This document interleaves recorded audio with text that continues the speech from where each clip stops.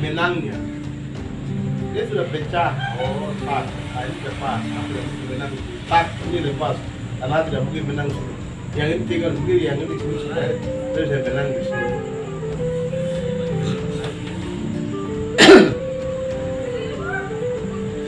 Pikiran kepentingan diri sendiri. Tidak pikir banyak orang. Itu kepentingan politik. Kepentingan politik yang satu adalah mencegah. Itu memang saran lama meredamkan aspirasi. Itu dari tahun 99.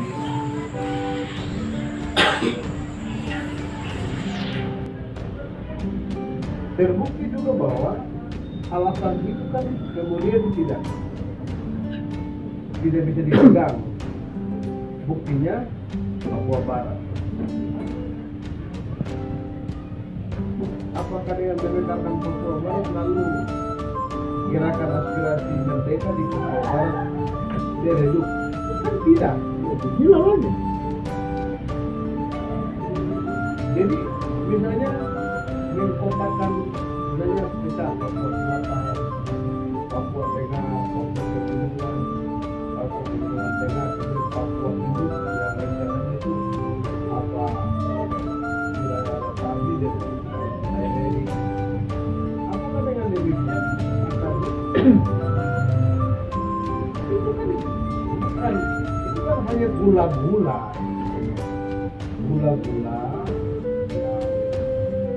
disorong oleh kelompok-kelompok tertentu untuk meyakinkan mereka Jakarta bahwa dengan adanya pemekaran ini akan meredam. Tapi dengan fakta Papua Barat, kata pemekaran untuk meredam gerakan merdeka itu dulu tahun 2019 Jakarta sudah diusulkan tertulis oleh para pengada. Tapi terbukti dengan anak Papua Barat, provinsi Papua Barat tidak juga meredam aspirasi. Apakah itu adalah kesepakatan seluruh masyarakat Papua ataukah oleh sekelompok orang dengan alasan yang subjektif, misalnya karena ingin jadi gubernur atau merasa bahwa selama sekian puluh tahun ini bersama di provinsi Papua ini daerahnya tidak diperhatikan, ada orang dari sana tidak ada yang menjadi pejabat. Nah ini kan alasan-alasan yang sering dikemukakan toh. Kalau soal kurang mendapatkan perhatian pembangunan, ya di kabupaten kota itu kan ada APBD, ada dana otsus, dia juga bisa lobby ke Jakarta untuk mendapatkan dana DAUK dari APBN untuk membangun daerah tersebut. Terus pertanyaannya, uang masih kurang kan?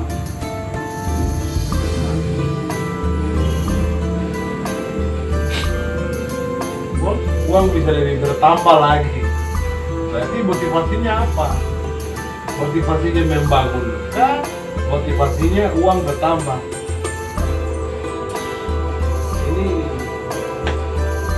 Jadi kalau saya ya karena yang belum ada, mungkin ada, kalau ada kesepakatan, apakah itu seluruh masyarakat yang sepakat ataukah hanya beberapa, hanya puluhan orang yang sepakat atau ratusan orang yang sepakat lalu mengatakan bahwa itu mewakili sekian 100.000 atau 200.000 atau 300.000 penduduk di wilayah-wilayah. Kita orang Papua ini kan protes pelaksanaan TPRA yang diwakili oleh hanya 1.200 sekian orang. Jangan usul pemekaran ini juga dilakukan untuk mengulangi TPRA yang dulu. TPRA yang dulu kita bilang bukan kuantum mampu. Jadi ini cacat. Jangan kita mengulangi itu. Lebih baik. Sudah. Kasih dulu orang Papua bicara. Kau mau apa? Otus pemerintah pun sudah paksakan dengan kewenangannya, sudah disahkan. Orang pun ada penolakan. Pemekaran kalau juga jangan mengulangi. Bisa duduk bicara dengan orang Papua dan menyepakati. Yang penting. Saya kira itu. Kalau saya pandangan. Terima kasih atas waktu dan kesempatan yang kita miliki dengan ada membahas diskusi lepas mengenai motif pemekaran Papua, ekonomi, politik atau pembangunan. Nah, kalau dari saya sendiri, untuk sementara pemerintah meninjau kembali wilayah-wilayah yang waktu itu sudah ditetapkan. Itu saja yang dikembangkan, ditetapkan. Sedangkan untuk berbicara mengenai pembangunan ini, lebih baik pemerintah saat ini prioritaskan untuk masyarakat atau kesejahteraan masyarakat itu. Lebih tepatnya kalau memang di otsus yang lalu itu masyarakat berhak mendapat jaminan sosial, di pembangunan yang sekarang lebih baik diterapkan itu dulu. Masyarakatnya sejahtera dulu, baru nanti pembangunan fisiknya. Ya nanti yang lain-lainnya itu dulu pemerintah berusaha bagaimana cara untuk menyentuh rakyat supaya ada saling kepercayaan dalam membangun bangsa ini ke depan, supaya tidak boleh lagi ada saling menuduh pemerintah ini atau ini. Terus para pemimpin rakyat itu kalau memang otsus 2 ini mau berjalan, tolong laksanakan itu sebagaimana mestinya yang harus dirasakan masyarakat. Kalau masyarakat, lebih ketalnya kalau masyarakat dibayar per kepala, dapat jaminan setiap bulan supaya masyarakat lagi bisa menikmati itu. Baik untuk pemekaran, menurut saya harus ditinjau data kependudukan, database, apakah layak atau tidak untuk dilakukan pemekaran. Kalau memang tidak memenuhi syarat, tidak usah. Kalau memenuhi syarat, ya silakan saja untuk dilakukan. Kalaupun dilakukan, berarti harus utamakan orang asli Papua, penduduk setempat, wilayah-wilayah yang mau dimekarkan. Harus mereka betul-betul jadi tuan atas tempat mereka sendiri, baru yang nanti kekurangan nanti yang ditambah-tambahkan dari lain-lain. Sekian dan terima kasih. Ya, selamat malam. Ini kita diskusi lepas ya. Jadi yang saya tertarik di sini malam ini itu politiknya. Kalau ekonomi atau pembangunan saya pikir itu kan uang sudah dikasih. Para pejabat, entah gubernur, bupati, seluruh wali kota, Papua semua sudah terima. Politik masalah pemekaran atau tidak gitu, jadi kan di politik saja. Ada yang terima, ada yang tidak. Yang sebenarnya saya pikir kalau untuk orang Papua saya rasa 2005 itu sudah selesai, kita sudah tolak. Tapi sudah barang sudah jalan, jadi kita mau bicara apa lagi? Kita lihat barang sudah 20 tahun sudah berlalu, sekarang mau jilid berapa, ya barang sudah jalan. Kita mau sibuk dengan itu, ya sudah, itu pemerintah pusat Jakarta punya, sudah kalau tidak jalan, sudah, kita tidak perlu pusing. Itu secara masyarakat adat, begitu masyarakat adat turun 2005, pikul peti mati sampai di gedung DPR tidur bermalam di sana. Saya pikir tidak sampai mau SMR presiden, tapi dia barang jalan, uang turun. Jadi mau kita bilang jumlah penduduk apa, saya pikir aturan masalah perda untuk perlindungan orang asli Papua kan bupati wali kota kan semua terima uang. Jadi cuma karena hanya kepentingan di politik saja. Jadi kalau masalah rasa ekonomi dengan pembangunan kita semua terima uang. Jadi tadi ada abang tadi bilang tentang apa audit. Silahkan kalau memang ada pemerintah pusat ada pikiran mau silahkan 20 tahun yang berlalu ya berapa puluh silahkan keberhasilan sampai di mana. Tapi saya pikir dari masyarakat itu sudah. Tapi kalau hari ini barang dia mau jalan silahkan, mau jalan karena masyarakat Papua siapa mau jadi korban lagi masyarakat Papua, karena masyarakat Papua sudah waktu awal-awal sudah lakukan, sekarang sudah jalan dari 2005, bayangkan sampai hari ini sudah 2022, mari tetap jalan. Sekarang mau usut jilid berapa juga.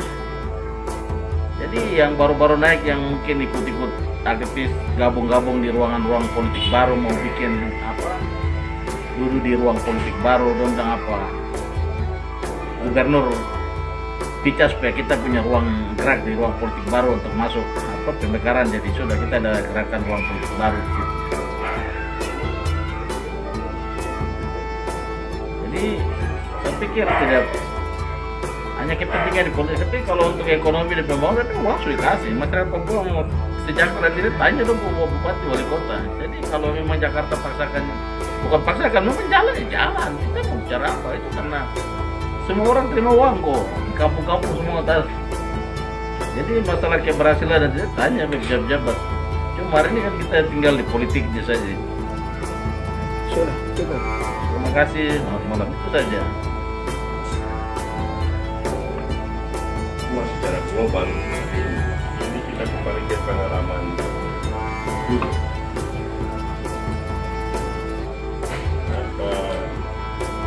Dulu itu tidak, dia macam dari sisi ekonomi mengalami kemunduran.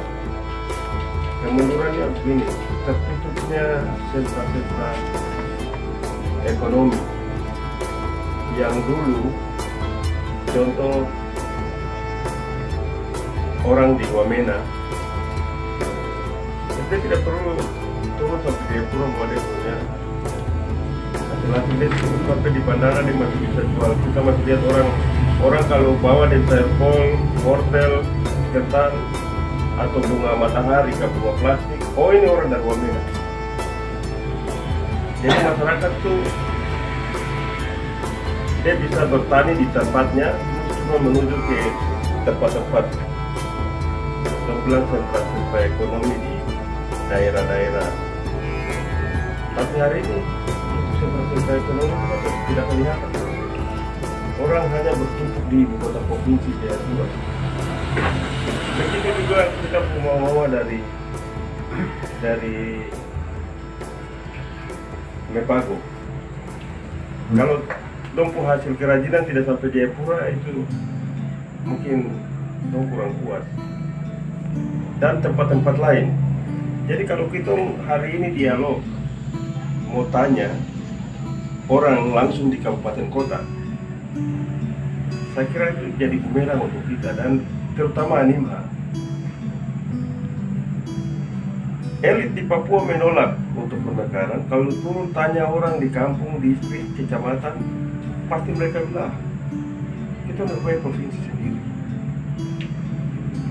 Jadi kita ini ada situasi yang dilematis. Yang elit takutkan itu, ini entah ini elit politik Papua atau elit akademisi Papua, mereka hitung-hitung akan terjadi depopulasi. Orang Papua akan semakin sedikit. Sementara di beberapa tempat itu orang bilang dengan otonomi khusus kita bisa membatasi penduduk yang masuk. Entah itu dengan regulasi-regulasi yang berhubungan dengan pajak-pajak dan lain-lain. Artinya, apakah satu provinsi dengan jumlah 1 juta penduduk atau 500.000 penduduk itu tidak boleh?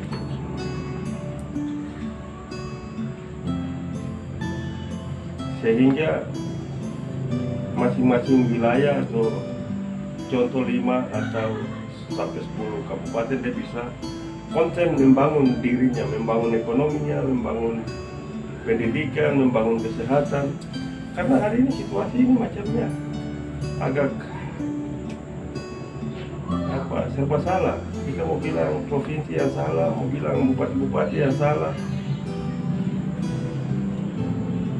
Yang lalu itu kita berharap itu ada audit. Selama 20 tahun ini uang yang berapa puluh triliun itu dia punya indeks keberhasilan itu apa saja. Ini kan tidak ada evaluasi.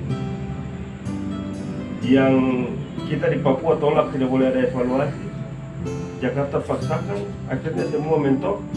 Kita alami situasi hari ini. Kuncinya itu kita di Papua juga tidak jujur. Jujur dengan menggunakan uang negara ini membangun kampung-kampung, membangun kita sumber daya manusia. Tapi mungkin Jakarta juga bilang lakukan pemaksaan atau juga ada tidak jujur dan lain sebagainya. Saya sepakat ditunda dulu melakukan dialog, tapi model dialog itu bukan tanya elit atau tanya para bupati. Kita tanya masyarakat yang merasakan apa itu keberhasilan pembangunan. Mungkin itu pendapat saya. Baik, selamat malam. Saya Ketua Forum.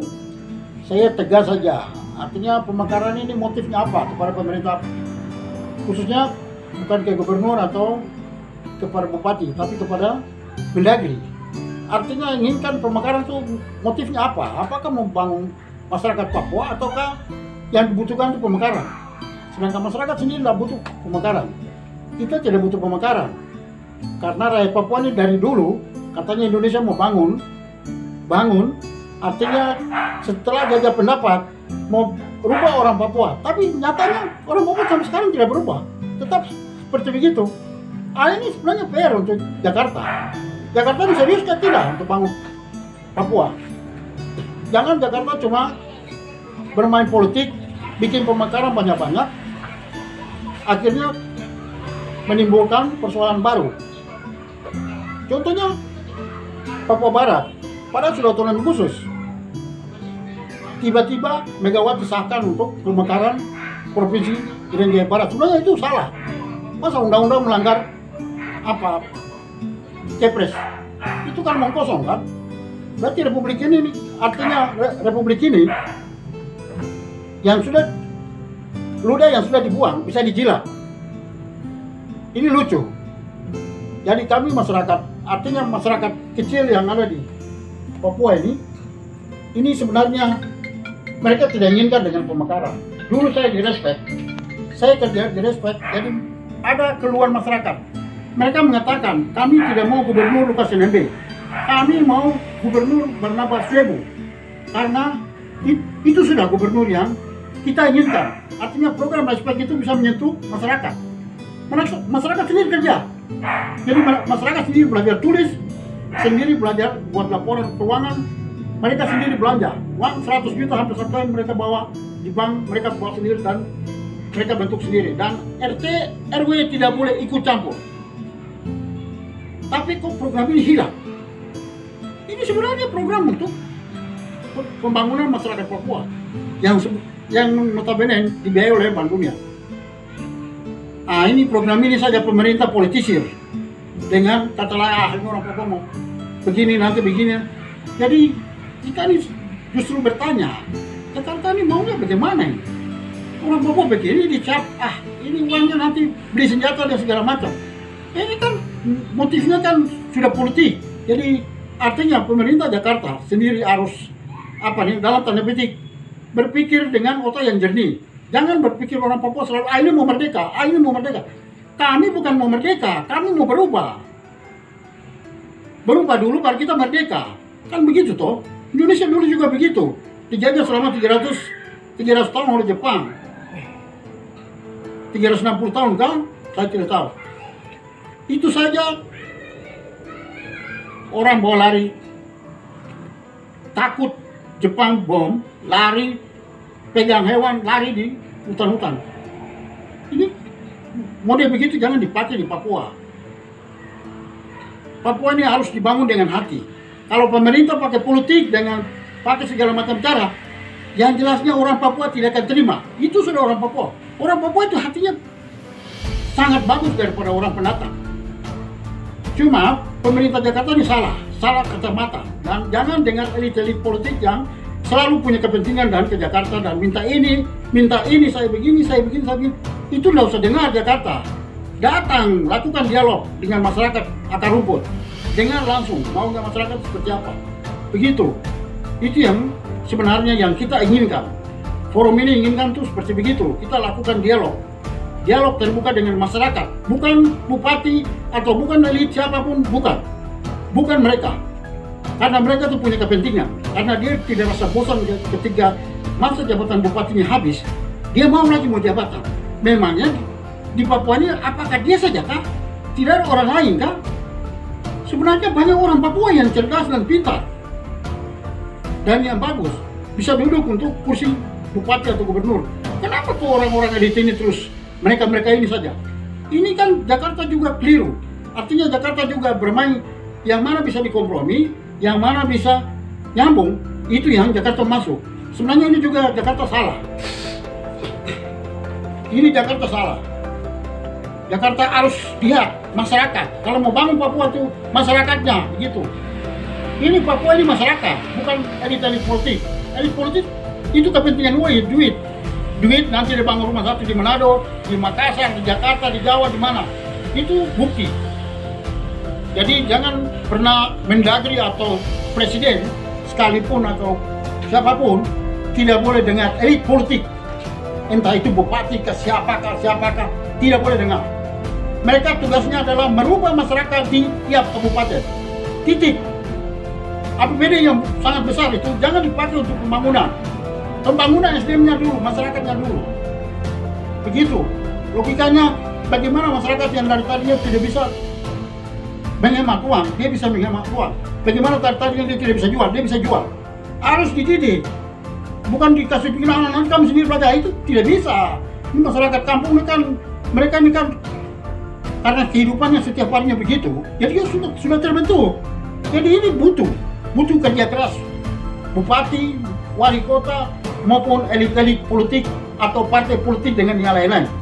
Termasuk anggota dewan di kabupaten-kabupaten. Ini juga. Jangan cuma begitu pemilihan, saya mau jadi. Pertanyaannya, kau jadi anggota dewan, kau bikin apa? Saya tanya, kau jadi anggota dewan, kau bikin apa? Kira-kira kau punya planningnya apa? Ketika jadi anggota dewan, kau bisa rubah masyarakat. Ternyata masyarakat masih seperti begini. Ini juga salah siapa? Karena partai ini kan sudah masuk di dalam dia punya anggaran dasar rumah tangga dengan segala macam. Itu semuanya dibatasi. Kok keluar dari jalur PAW? Nah ini juga sulit. Karena ya itu, kembali lagi ke Jakarta. Jakarta tidak tegas. Kalau daerah lain silakan, tapi kalau Papua itu Jakarta harus tegas. Begitu. Jadi tegas untuk bangun masyarakat. Itu saja. Terima kasih. Jam saya kembalikan. Terima kasih. Baik, ada yang saya lupa. Jadi terima kasih pemerintah Jakarta, Mendagri dan Presiden Jokowi khususnya. Mungkin bisa dengar dan sebagai manusia harus tahu. Sebelum adakan pertemuan dengan masyarakat tentang pemekaran, itu tunggu dulu. harus lakukan pertemuan dengan masyarakat, dialog. Yang masyarakat butuh itu adalah dialog. Dialog terbuka, undang masyarakat dari seluruh penjuru tanah Papua. Entah bagaimana caranya, hadirkan mereka di GOR atau di lapangan terbuka. Hadir, Jokowi hadir, dan sampaikan hal yang penting untuk merubah tanah Papua dan masyarakatnya. Kita tidak bicara pembangunan atau politik, kita tidak bicara itu. Yang kita bicara itu merubah orang Papua di atas negerinya sendiri. Itu yang penting. Dan harus datang melakukan pertemuan akbar di GOR ataupun mendalam, atau tidak di Stadion Lukas NMB. Itu siap menampung. Yang terakhir, saya mau katakan, kami tidak butuh pemekaran sebelum melakukan pertemuan akbar. Harus lakukan pertemuan akbar dulu, dialog, baru ada win-win solution. Apakah perlu pemekaran atau tidak? Kalau untuk sekarang, kita tolak pemekaran. Tidak ada. Begitu masyarakat.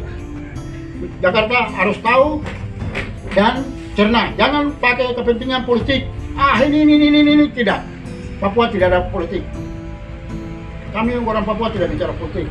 Kami cuma bicara ini, makan. Terima kasih. Selamat malam.